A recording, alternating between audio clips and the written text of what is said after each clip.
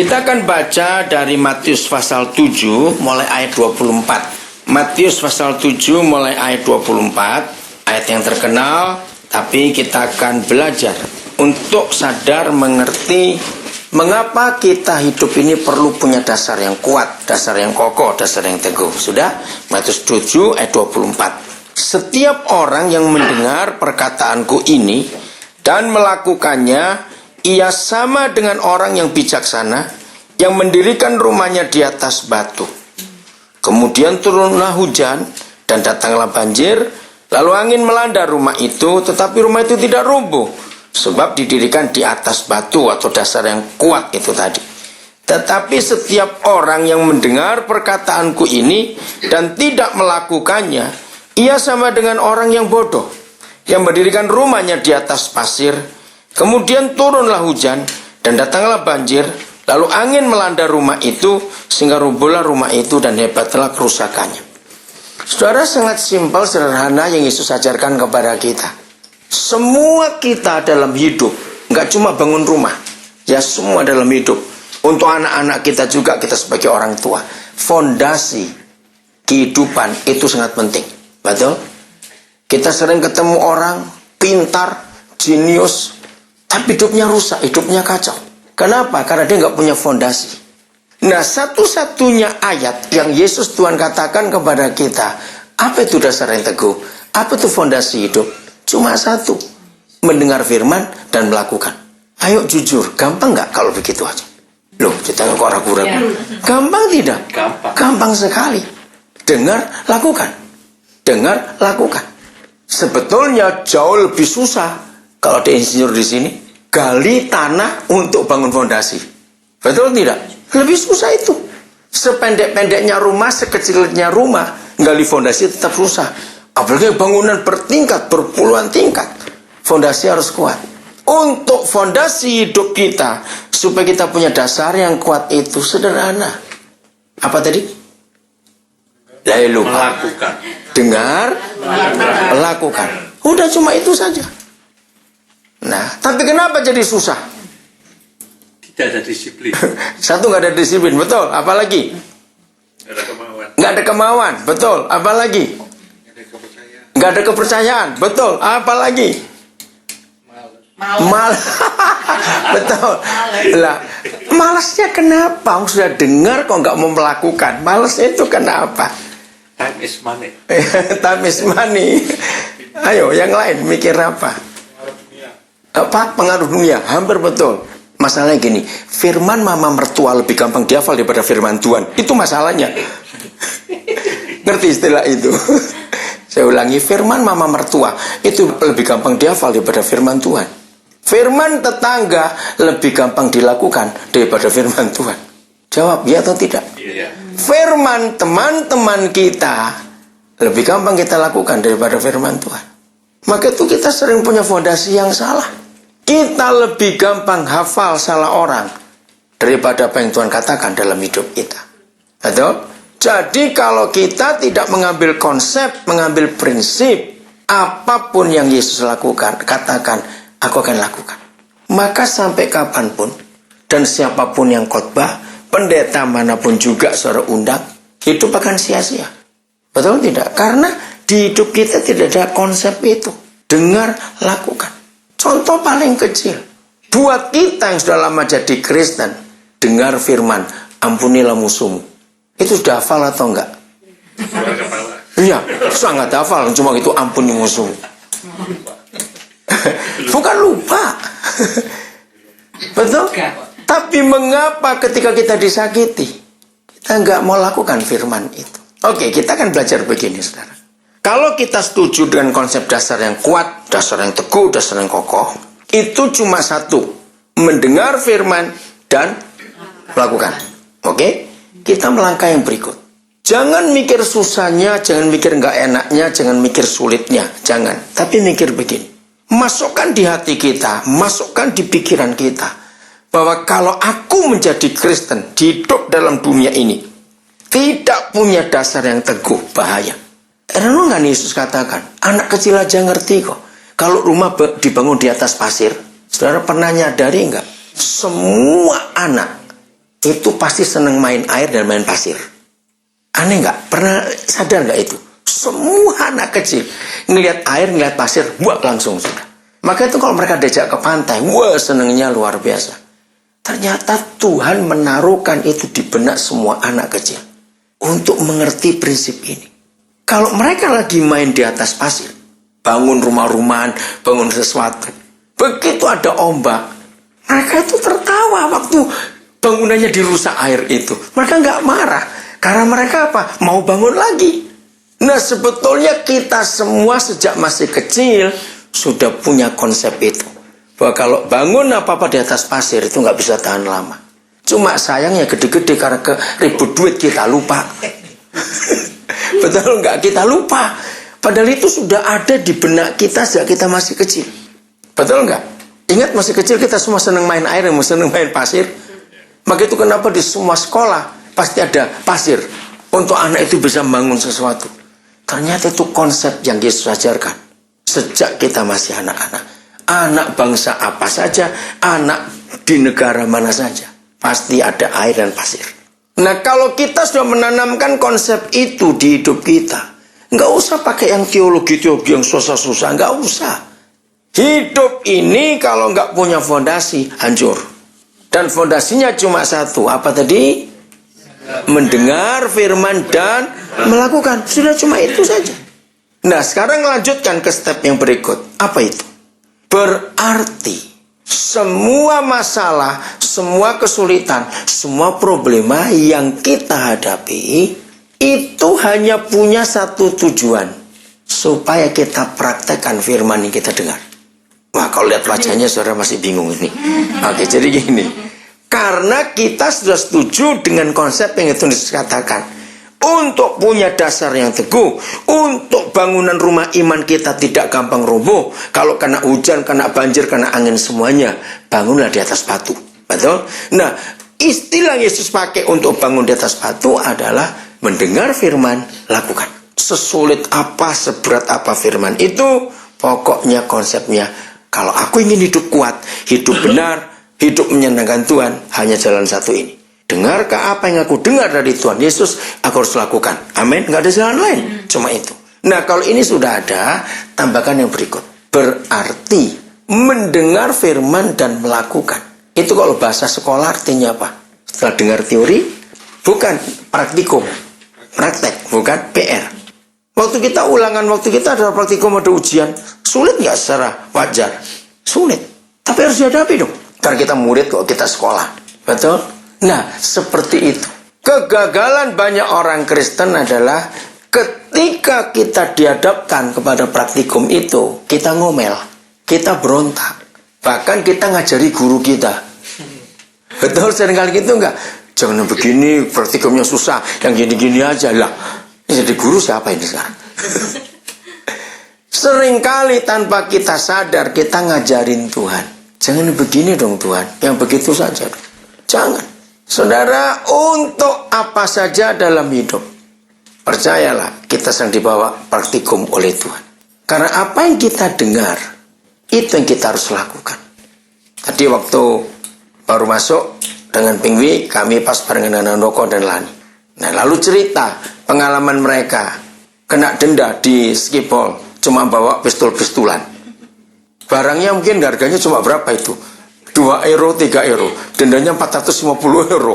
Bayangin. Terus saya bilang, kenapa nggak suruh ambil, suruh buang? Dia sudah dibuang, tapi tetap didenda juga. Hah? Kok bisa?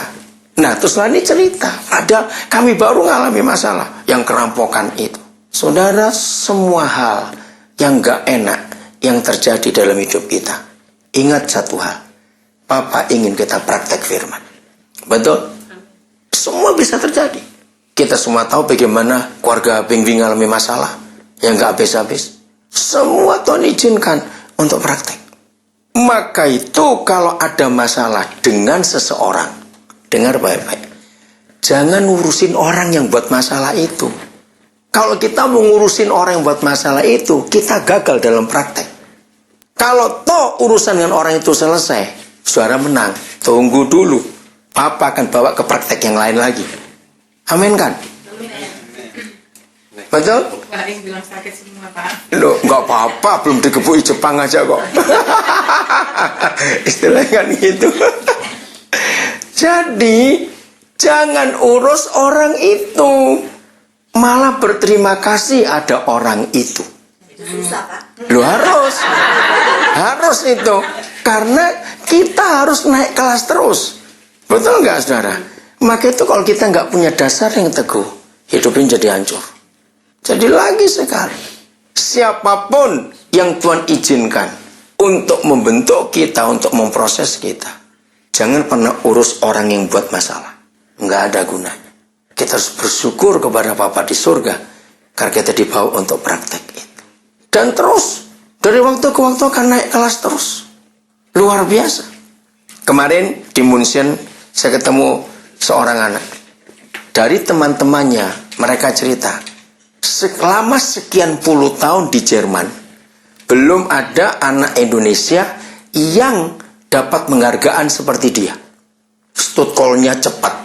Dia umur 19, sudah semester 2 di Uni. Hebat sekali. Nah, kemarin diceritakan oleh pimpinannya, dia itu lagi masalah. Lagi bingung. Mau meninggalkan Jerman, mau pindah, mau sekolah ke RRC. Nah, akhirnya diketemukan dengan saya. Dia pusing. Nah, terus dia bacakan SMS dari papanya, dari mamanya, yang panik juga di Indonesia tentang anak ini. Waktu saya tahu semua itu, nggak sampai 5 menit saya ngomong, mukanya berubah. Bilang, saya ini berminggu-minggu suntuk, nggak bisa tidur, marah. Ternyata jawabannya cuma sesimpel ini, iya. Apa yang saya tunjukkan dari Tuhan untuk dia? Saya tunjukkan 3 hal setelah saya dengar. 1. Kalau kamu adalah orang Indonesia satu-satunya dapat kesempatan, penghargaan dari Kolik sampai sekarang ini, bukankah Tuhan yang membawa kamu ke sini? Nomor 2, kalau kamu nanti mau belajar untuk ke Tiongkok, belajar bisnis semuanya, bisa nanti umurmu masih muda. Dalam kondisi seperti ini, kamu tuh lulus uni nanti kira-kira cuma umur 22 tahun. Kamu lanjut lagi ke Tiongkok, masih cukup muda. Kamu sudah dapat ilmu di sini. Ingat, Jerman itu beda dengan banyak negara yang lain. Dalam Sicherheitnya semuanya. Terus kamu juga bisa punya kemampuan bahasa Jerman. Selesaikan dulu. Ngapain kamu tinggalkan? Terus kamu belajar lagi ke sana. Bahkan saya tunjukkan pada dia, dengan otakmu seperti ini, sebelum umur 30, kamu sudah bisa master mungkin. Nanti 30 lebih sedikit kamu sudah bisa doktor. Tuhan memberikan kamu otak yang luar biasa. Nah, kenapa saya cerita ini kepada saudara? Kalau ada kesempatan untuk pinter, kenapa kita nggak ambil? Gampang goblok. Gampang goblok. Saya ulangi lagi, dengar pertanyaan saya, dengar. Yang masih dendam, benci, marah pada keadaan, pada orang yang Tuhan izinkan untuk membentuk kita, saudara, rugi besar. Saya tanya lagi kepada saudara, kalau kita diberi kesempatan oleh Papa untuk bisa sekolah terus pintar, lebih pintar, kenapa kita nggak ambil? Kok nggak ada yang ngamen? Jadi maunya goblok semua, ya sudah terserah saudara. Loh, bukan sekolah itu maksudnya. Ini sekolah iman tadi ini. Amin kalau itu. Nah iya toh. Amin. Loh, betul tidak saudara? Iya. Justru Papa di surga memberi kita kesempatan untuk kita belajar terus dalam hidup ini. Amin. Amin. Nah, maka itu ketika dia memberi teori, maka itu istilahnya, orang yang membangun rumahnya di atas batu, apa tadi? Ayo teruskan. Apa itu yang? Seperti orang yang? Bukan, yang mendengar firmanku dan melakukannya. Loh, lali baru. Belum setengah jam ngomong ini. Yang mendengar perkataanku dan melakukannya. Enggak berat. Maka itu saya beri contoh tadi, jauh lebih berat gali tanah untuk bangun fondasi. Kalau kita cuma dengar firman-Nya dan melakukannya. Enggak susah. Asal kita mau nurut. Jangan melawan. Nah, kalau ini yang kita lakukan, berarti Papa itu ingin buat kita semua jadi orang hebat. Karena kita sekolah terus. Dengar firman, langsung praktek. Dengar firman, langsung praktek. Dengar firman, langsung praktek. Apa saja. Jangan milih-milih firman. Katakan amin. Jangan milih-milih firman. Apa yang dia katakan kepada kita, lakukan itu. maka sungguh hidup ini akan luar biasa, saudara. Jadi jangan mikir yang jauh-jauh, yang muluk-muluk, yang tinggi-tinggi. Punya dasar yang kuat, harus sekolah teologi dulu, harus baca Alkitab sekian pasal sehari. Enggak. Doa sekian jam sehari. Enggak. Cuma satu. Dengar firman, lakukan. Udah. Maka itu kalau ada di antara saudara yang hari-hari ini sedang dalam ujian praktikum, jangan nggak lulus. Sayang waktunya. Amin. Luluslah, walaupun berat, walaupun sakit semua tadi itu dikatakan. Nggak apa-apa. Sakit semua karena kita melawan. Coba renungkan. Sakit semua karena kita melawan. Betul tidak? Kalau kita nyerah, nggak sakit. Malah kalau sudah nggak dicobai, kok sepi ya, nggak ada pencobaan lagi sekarang ya. Mana ujiannya, mana praktikumnya? Kita harus tanya itu. Nah, jadi prinsipnya cuma satu. Lakukan firman. Setelah kita dengar, lakukan firman. Oke. Pasti di antara kita pernah bertanya tentang dua firman ini. Di dalam doa Bapa kami, kita belajar salah satu kalimat adalah lepaskanlah kami, jauhkanlah kami dari pencobaan. Nah, kalau kita melihat itu, berarti kita harus diuji atau tidak? Tidak dong. Lepaskanlah kami dari yang jahat kok. Nah, betul toh? Jauhkanlah kami. Nah, dari pencobaan itu. Tapi Daud pernah bermazmur dalam doa. Tolong bacakan Mazmur 139 ayat yang ke-23. Mazmur 139 ayat yang ke-23. Udah, silakan. 23. Ayo dibaca tolong. Selidikilah aku ya Allah dan kenallah hatiku. Ujilah aku dan kenalilah pikiran-pikiranku. Kok nggak amin? Oh. Enak nggak? Ini nantang atau tidak? Iya. Ya toh, ujilah aku, Mantap. kenali pikiranku. Coba. Loh, kok bertentangan dengan doa Bapa kami? Janganlah bawa kami dalam cobaan, lepaskanlah dari jahat semuanya. Kenapa? Mazmur 26, akan baca ayat yang kedua. Mazmur 26 ayat yang kedua. Silakan. Ya. Tuhan kepala aku. Nah. Pikiran batinku dan hatiku. Amin. Nah, kenapa? Kok bertentangan? Tuhan Yesus mengajar jangan bawa kami dalam pencobaan. Lalu ini kenapa bisa begitu? Nah, di sini kita belajar dalam sekolah, saudara. Kalau kita masih SD, masih SMP, masih SMA, kita nggak suka dengan ujian. Ya, kita ingat waktu dulu masih SMP, masih SMA. Kalau guru kita bilang anak-anak minggu depan ulangan, pasti ngomel, ulangan lagi. Ya, toh. Tapi kalau kita sudah di perguruan tinggi, sudah mahasiswa, dosen kita sibuk, kita sudah siap ini. Kok nggak ada ujian? Kita ngapain kepada dosen? Minta. Betul nggak? Minta, sudah siap. Karena ingin cepat selesai. Nggak mau lama-lama kuliah dong. Nah, jadi dua ayat itu bukan bertentangan, bukan berlawanan. Kita di kelas yang mana? Kalau kita jadi Kristen, sejak Indopohar belum dibangun, tahun berapa itu? Iya toh, karena tahun 80-an masih ke sini, mau jelek betul, cuma satu potong aja di pojok mana saya lupa. Lalu sudah sampai sekian Indopohar sudah begitu bagus, sudah rame, dan kita masih di SD terus. Ngerti maksudnya? Kita nggak pernah naik kelas, kita nggak mau diuji oleh Tuhan. Tuhan sih, ya nggak apa-apa, terserah kita. Iya, cuma malaikatnya yang bingung. Kok ketemu kamu lagi aku? Ketemu kamu lagi tiap kali ujian ini.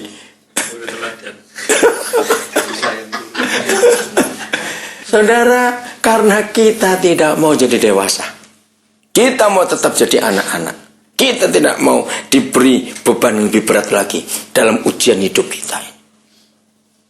Maka itu kita harus praktek. Amin. Setiap firman yang kita dengar kita harus praktek, saudara. Tidak boleh tidak. Karena itu membuat kita jadi maju dan jadi dewasa. Kita buka sekarang Injil Lukas pasal yang ke-14 mulai ayat yang ke-25.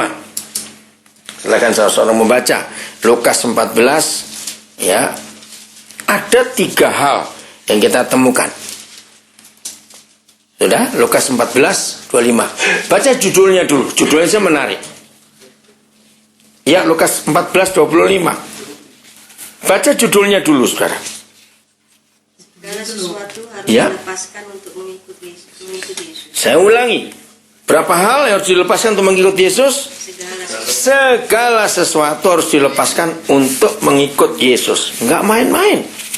Nah, banyak orang Kristen takut dengan ayat ini. Karena kita akan lihat 3 hal. Sebagai murid Yesus. Ingat, kita nggak cuma percaya dia, tapi murid. Salah seorang silakan baca 25. Pada suatu kali banyak orang berduyun-duyun mengikuti Yesus dalam perjalanannya. Sambil berpaling ia berkata kepada mereka. Ya, saudara lihat. Logikanya. Kalau ada seorang pemimpin, diikuti orang banyak. Bangga nggak? Berarti dia berhasil bukan? Tapi tidak dengan Tuhan Yesus. Ikuti orang banyak, dia memberi persyaratan yang nggak masuk akal. Lihat ayat 26. Jikalau seorang datang kepadaku dan ia tidak membenci bapaknya, ibunya, istrinya, anak-anaknya, saudara-saudaranya laki-laki atau perempuan, bahkan nyawanya sendiri. Ayo baca sama-sama kalimat terakhir. 1, 2, 3. Ia tidak dapat menjadi muridku. Kalau kita lihat ayat ini, ternyata belum ada satupun gereja di dunia yang memakai hukum ini. Kalau ini dipakai, gereja pasti sepi. Betul tidak?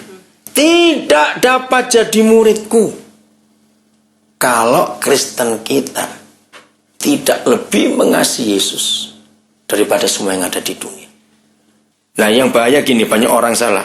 Bahkan istrinya, bukan berarti boleh kawin lagi, cari istri baru, bukan begitu maksud ayat ini. Artinya hanya Yesus, bahkan nyawanya sendiri. Kita sering dengar bukan cerita-cerita di negara-negara komunis waktu itu. Bagaimana mereka diberi kesempatan menyangkal atau kamu mati. Kalau tetap percaya Yesus, sering kita dengar cerita itu pada zaman komunis itu. Dan berapa banyak anak-anak Tuhan yang tetap percaya Yesus walaupun diancam mati. Ayo jujur pada diri kita sendiri. Bagaimana Kristen kita? Dengan syarat yang pertama. Kalau kita tidak lebih mengasihi Yesus daripada yang lain, kita nggak dapat jadi muridnya. Nah, diikuti orang banyak kok malah ditakut-takuti begitu. Artinya, banyak orang jadi Kristen, belum tentu jadi murid. Saya ulangi lagi, banyak orang mengaku Kristen, tapi belum tentu jadi murid. Karena jadi murid itu ya ini syarat. 27. Barang siapa tidak memikul salibnya dan mengikut aku. Ayo baca lagi. 1, 2, 3. Ia tidak dapat menjadi muridku. Tegas, saudara. Nggak dapat. Ini dasar yang kokoh. Menjadi Kristen nggak bisa setengah-setengah, nggak bisa main-main. Cuma iya atau tidak. Nggak ada tengah-tengahnya. Apa itu mikul salibnya? Bukan salib Yesus, salib kita. Dan mengikut aku. Menyangkal diri. Artinya kita semua bisa berbuat dosa. Tapi itu tidak mau. Nah, itu menyangkal diri. Itu pikul salib. Ini masih lumayan. Nomor 3, saudara. Wah, ayat 33. Ayo mikir dulu ya sebelum dibaca ini. Mikir dulu. Ini persyaratan yang luar biasa. Baca bareng-bareng. Supaya semuanya kita sadar. Ayat 33. 1, 2, 3. Demikian pula lah tiap-tiap orang di antara kamu yang tidak melepaskan dirinya dari segala miliknya tidak dapat menjadi muridku. Segala miliknya loh. Segala miliknya. Total. Jadi hidup ini gak punya apa-apa, cuma punya Yesus. Berani nggak? Nggak ditanya kok. Berani. Mikir, jangan mikir. Harus berani. Lakukan. Loh, kenapa mesti mikir? Ingat, sekaya-kayanya orang tua kita, apa dulu kita lahir langsung pakai celana? Kalau langsung lahir pakai celana, nakutin ini anaknya siapa ini? Artinya apa waktu kita lahir telanjang? Nggak punya apa-apa. Loh, kok diam semua? Iya. Betul tidak? Nah, sekarang setelah punya apa-apa, Tuhan Yesus cuma minta menjadi muridnya. Itu harus melepaskan dirinya dari segala miliknya. Kenapa susah? Asalnya pun telanjang kok kita ini. Saudara, ini yang Tuhan inginkan atas kehidupan kita. Artinya hati kita tidak boleh lengket dengan apapun juga, kecuali Tuhan Yesus. Maka itu nggak ada kata hak milik dalam hidup kita, karena semuanya milik Tuhan.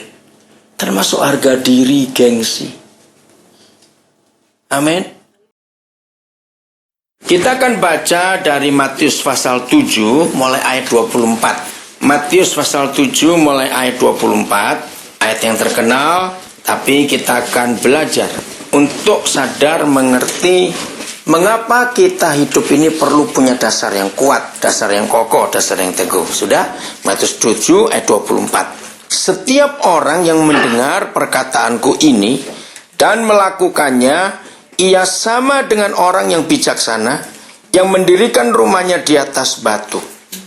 Kemudian turunlah hujan dan datanglah banjir, lalu angin melanda rumah itu, tetapi rumah itu tidak rubuh, sebab didirikan di atas batu atau dasar yang kuat itu tadi. Tetapi setiap orang yang mendengar perkataanku ini dan tidak melakukannya, ia sama dengan orang yang bodoh, yang mendirikan rumahnya di atas pasir. Kemudian turunlah hujan dan datanglah banjir, lalu angin melanda rumah itu, sehingga rubuhlah rumah itu dan hebatlah kerusakannya. Saudara, sangat simpel, sederhana yang Yesus ajarkan kepada kita. Semua kita dalam hidup, nggak cuma bangun rumah, ya semua dalam hidup. Untuk anak-anak kita juga, kita sebagai orang tua, fondasi kehidupan itu sangat penting. Betul? Kita sering ketemu orang pintar, jenius, tapi hidupnya rusak, hidupnya kacau. Kenapa? Karena dia nggak punya fondasi. Nah, satu-satunya ayat yang Yesus Tuhan katakan kepada kita, apa itu dasar yang teguh? Apa itu fondasi hidup? Cuma satu, mendengar firman dan melakukan. Ayo jujur, gampang nggak kalau begitu aja? Loh, kita kok ragu-ragu. Gampang tidak? Gampang sekali. Dengar, lakukan. Dengar, lakukan. Sebetulnya jauh lebih susah. Kalau ada insinyur di sini, gali tanah untuk bangun fondasi. Betul tidak? Lebih susah itu. Sependek-pendeknya rumah, sekecilnya rumah, gali fondasi tetap susah. Apalagi bangunan bertingkat, berpuluhan tingkat. Fondasi harus kuat. Untuk fondasi hidup kita, supaya kita punya dasar yang kuat itu sederhana. Apa tadi? Lupa. Melakukan. Dengar, lakukan. Udah cuma itu saja.